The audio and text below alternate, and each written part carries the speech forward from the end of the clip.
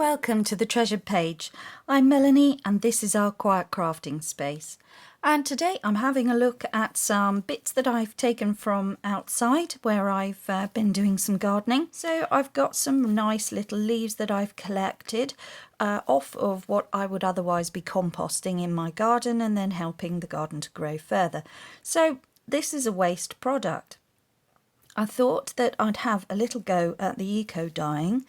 So those are some leaves that I will be using.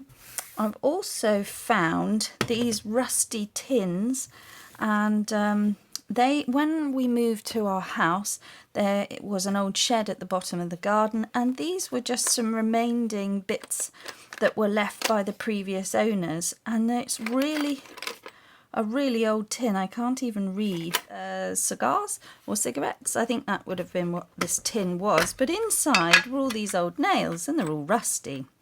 Well, not the best find to the average person, but to the trained junk journaling eye, it's like treasure. So I'm going to be using those to help me and using some inspiration from many crafters over YouTube. I'm going to try and use some of these rusty elements from these old tobacco tins. I'm using 120 GSM just because I think that will help with keeping the paper together, because it goes through quite a process of being heated up in hot water and you're manipulating them about. If you've got a thinner paper, it can tear. So we'll aim for that, but I didn't want card. I still wanted paper, but thick. I'm just going to put down these leaves and create a little pattern.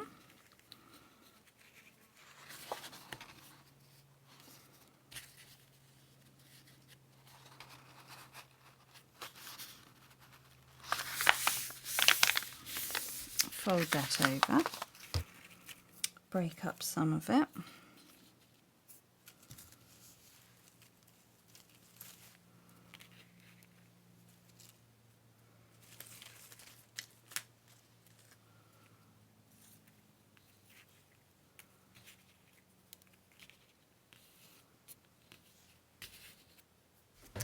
I've used petals in previous dyeing exercises, so I'm just going to add in a few petals and then we can just fold this over as well.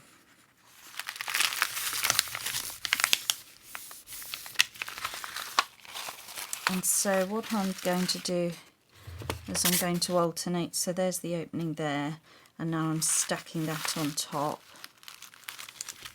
and I shall then go round again. I don't know if I want to put nails and things inside. Maybe I do. But if I do that, because these are so chunky, I think I will have a problem. And then I can put one sort of in there.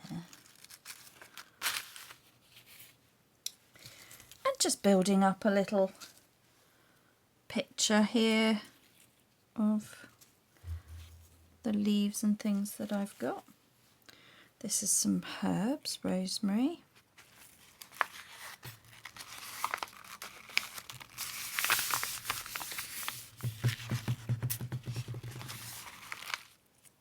Okay.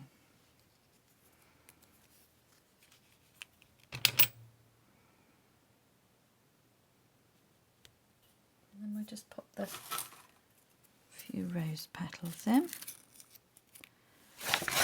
Okay, I've just got a bit of Amazon box there. Put that top and bottom.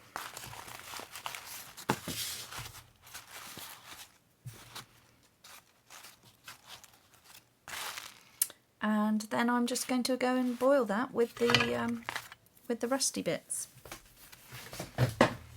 Okay, this looks a bit grotty, but to this pan I have added some black tea bags. I've got some black beans, which are simmering in there, or they will do when the water comes up a bit more. And I am going to add my pack of paper, which I've squashed in there with all the leaves, but I'm just going to make sure everything's pushed in, like that leaf is coming out there now. Okay, I'm happy with that. I'm just submerging all that into here, and I'm going to put a weight on top of it. The weight I'm using is a brick.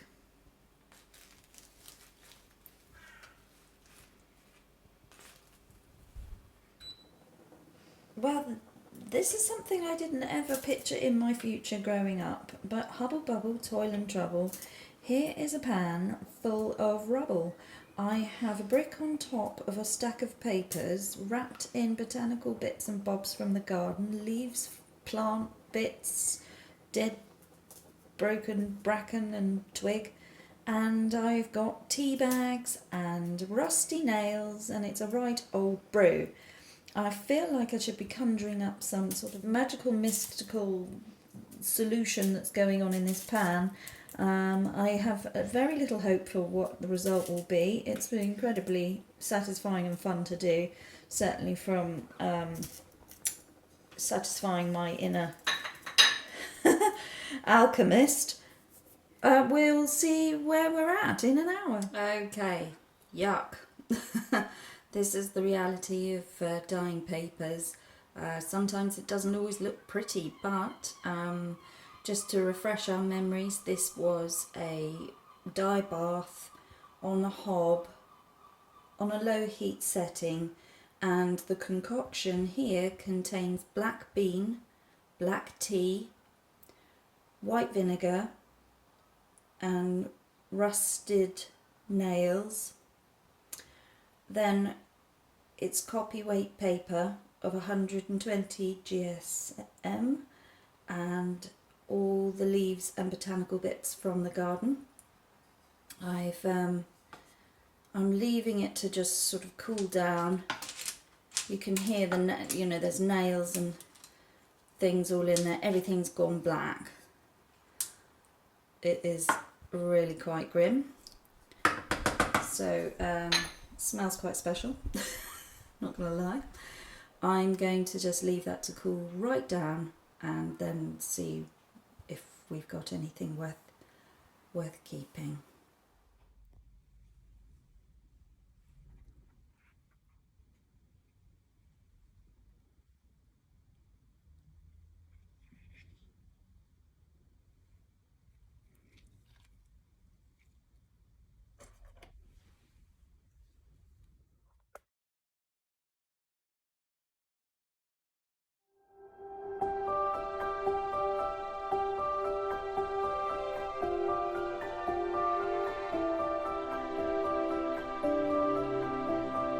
Okay, so I have washed the papers, I've dried the papers, I've ironed the papers. The whole process is a long-winded one. There's no way of getting round that to make it super easy. It is an artistic process, it's an organic process, and it's a relaxed, slowed down craft. So with that, I'd like to show you what I've managed to achieve with all the different plant elements put in here using it was a tea stain, it was a black bean, it was rusted nails. Now if you add iron to your solution, it will turn your mixture black. It doesn't matter that you put in a brown tea stain. It doesn't matter if you put in a delicate plant colorant. It will always turn it black. And this is another idea where you can make a spray out of using the rusted elements here, put them in a jar of water and leave them for a few days, and then use that water as your spray. You won't need anything else. It will darken everything and give it the definition around the areas. So it's just another thing for you to try. In fact, I will be trying that because that's my mixture. I'll give you an example. We'll come back to that. I'll give you an example. This is an envelope and it was dyed using an avocado dye. Well, that's a pinky peachy colour. And this was dyed on exactly the same day, exactly the same time, with exactly the same dye. This is an avocado dye using the same avocado as this. The difference is that I did this one first, and this one I did in a rusty pan, and the iron reacted with the pink dye and turned it black. So I got out two different colours that day from the exact same dye because it just changed the dye into that mucky colour. And that is what's happened here. So it doesn't matter what I used, I'm always going to get this grey colour, although that's stronger and deeper because I used more iron than I did with this. This just reacted off of the off of a rusty pan.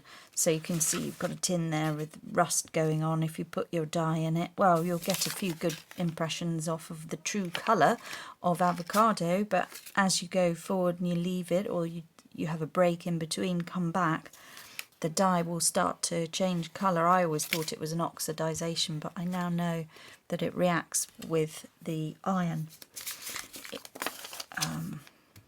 And that's why you get these changed effects, which is all incredibly cool, I think. I think that's interesting. So you can see the rusty nail there. And that was the impression. So some of the pages are torn, but that doesn't matter because it's quite nice to have pages that are shorter. You can add them into journals and make things like that. It can still be sewn. You can always repair that and put some cotton strips down there and use that. So that's the back, but it came through, but nothing like the front. So you can dye that even, so that you get something on the back, or that if you were having a page, just treat that as your page, and then you could decorate that perfectly fine in a journal. I like that one, it's really pretty. It's got some really interesting goings-ons. Here, same again with the nail. We have got holes in the paper because of that, so squashing it all together. Let me just have a flip through. I didn't put the nails in all of them, thankfully, so they haven't all got marks.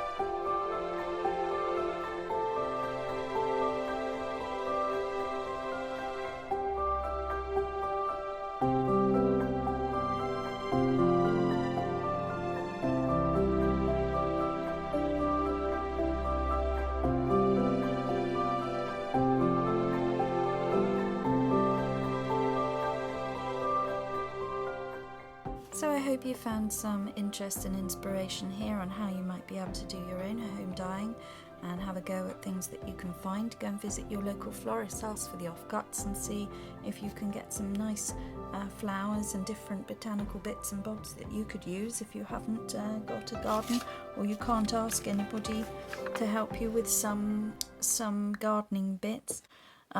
See what you can get. Bouquet of flowers, dried flowers when they're finished, after you've been given them. If you've been given something nice for your birthday, Mother's Day, that sort of thing, you would be able to use the botanical bits. And as long as you've got some rusty element, or you use this sort of solution, you can buy alum. Beg your pardon. I'll put it up on the screen what it is. It is aluminium potassium sulfate, and make sure you get that right, because there are other ingredients out there which are called the same for pickling, for food grade. You don't want the food grade necessarily, you want the what I've just said, which I've already forgotten, the aluminium potassium sulfate, or make your own with the water and the rusty bits if you've got such a thing. It's taken me ages to find them, and they were right under my nose in the shed and I didn't even know I had them. But ask around, ask neighbours and friends. Somebody must have some rusty old bits of bobs. Go to a garage, see what anyone's got, and see if you can get hold of something from a, you know, garage sale, junk sale.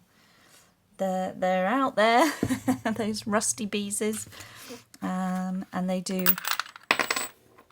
are quite valuable when you find them for your dyeing eco things. Okay, thanks very much for watching, everybody. I hope you had fun here with me today, and slow down and relax and go and make your own eco dyes and see what we can. We'll have some tags and make something with the papers that I've made today. Okay, well, thanks for watching, and I hope you found value and inspiration here today. Do like and share. Let me know you care with a comment below. And above all else, guys, just slow down and make crafting time for you. Bye-bye now.